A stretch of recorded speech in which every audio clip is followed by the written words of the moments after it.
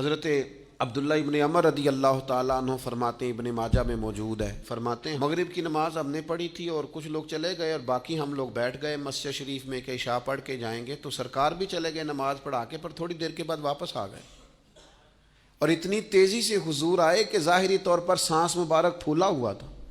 حضور فرمانے لگے کیا کر رہے ہو یہاں؟ حضور وہ ہم نماز کا انتظار کر رہے ہیں۔ فرمایا تم یہاں نماز کا انتظار کر رہے ہو اور رب فرشتوں کے سامنے تم پر فخر فرما رہا۔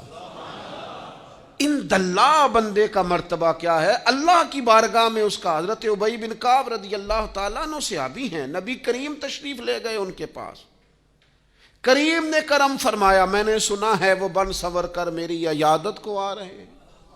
نبی کریم صلی اللہ علیہ وسلم خود، یعنی حضور خود تشریف لے آئے، نبی کریم نے مہربانی فرمائی۔ حضرت ابی بن کعب کہتے ہیں حضور میرے پاس آ کے کہنے لگے مجھے اللہ نے حکم دیا ہے کہ میں تمہیں قرآن سناؤں۔ مشکات میں موجود ہے۔ تو ابی بن کعب وجد کی کیفیت میں کہنے لگے حضور اللہ نے میرا نام لیا ہے،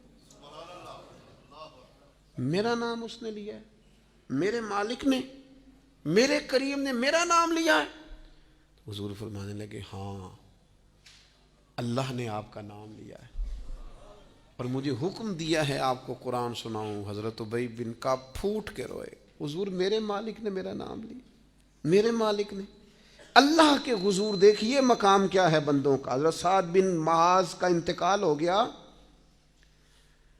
نبی کریم ان کے خیمے میں داخل ہوئے جہاں ان کی میت مبارک پڑی تھی، تو حضور ایک قدم یہاں رکھتے ایک تھوڑا ہٹا کے رکھتے۔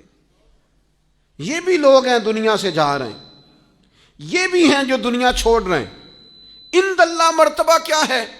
حضور ایک قدم مبارک یہاں رکھتے ایک ذرا ہٹا کے رکھتے۔ حضور اس کی کیا وجہ ہے؟